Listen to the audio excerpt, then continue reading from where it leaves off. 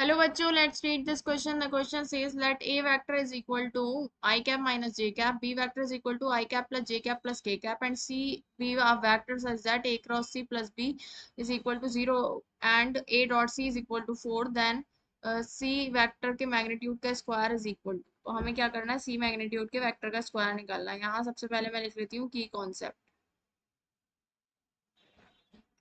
तो यहाँ की कॉन्सेप्ट क्या होगा इस क्वेश्चन का कि अगर तीन वेक्टर का हमें क्रॉस प्रोडक्ट करना होता है,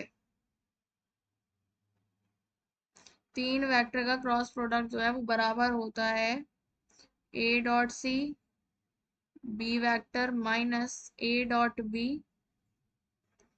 इंटू सी वेक्टर, ठीक है, इसके बराबर होता है। तो सबसे पहले हम यहाँ पर क्या कर लेते हैं, यहाँ मैं निकाल लेती हूँ किसकी वैल्यू, ए क्रॉस बी की वैल्यू निकाल लेती हूँ। सबसे पहले मैं यहाँ लिख लेती हूँ आई कैप, आई कितना है, आई वेक्टर आई माइनस जे कैप, और बी वेक्टर कितना है, बी वेक्टर है आई कैप प्लस जे कैप प्लस के कैप, ठीक है।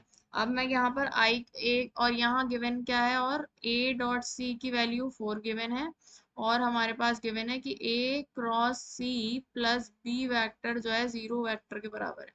0 वेक्टर 0 ही होता है। तो यहाँ मैं सबसे पहले यहाँ पे ए क्रॉस बी निकाल लेती हूँ, ठीक है। तो A cross B I cap plus J I cap into J cap और के कैप।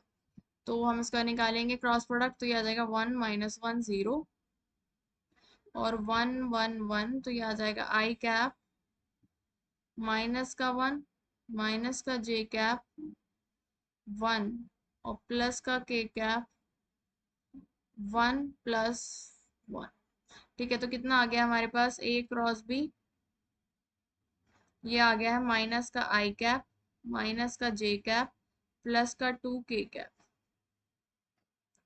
ठीक है, इसके बराबर आ गया है।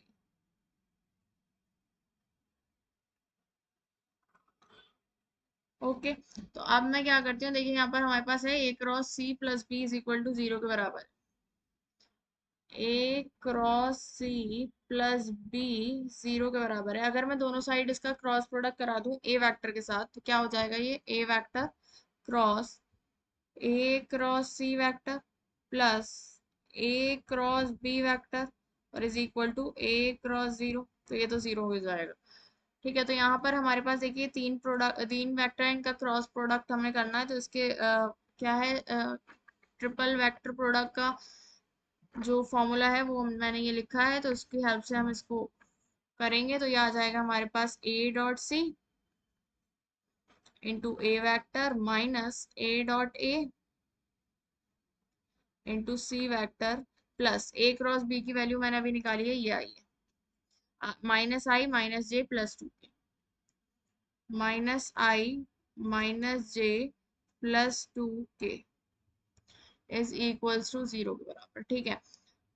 अब यहाँ पर क्या होगा, गिवन है क्वेश्चन में ए डॉट सी की वैल्यू 4 के बराबर है, तो यहाँ लिख देते हैं हम 4 A vector minus A dot A होगा ए के मैग्नीट्यूड का स्क्वायर और C vector plus I cap minus J cap plus 2 के कैप इज इक्वल टू 0। तो 4 ए वेक्टर कितना हो जाएगा, 4 आई कैप माइनस 4 जे कैप, 4 आई कैप माइनस 4 जे कैप और माइनस ए वेक्टर का मैग्नीट्यूड का स्क्वायर, तो 1 का स्क्वायर प्लस 1 का स्क्वायर 2 और सी वेक्टर प्लस माइनस आई cap minus J cap plus 2 के कैप इज इक्वल टू 0। तो हम इसको करेंगे तो ये आ जाएगा हमारे पास 3 आई कैप माइनस का 5 जे कैप प्लस का 2 के कैप माइनस का 2 C vector is equal to 0, ठीक है। तो यहाँ से हमारे पास सी वेक्टर कितना आ जाएगा, इसको मैं इधर लेकर आऊँ तो ये आ जाएगा हमारे पास 3 आई कैप माइनस का 5 जे कैप प्लस का 2 के cap is equal to 2 C vector.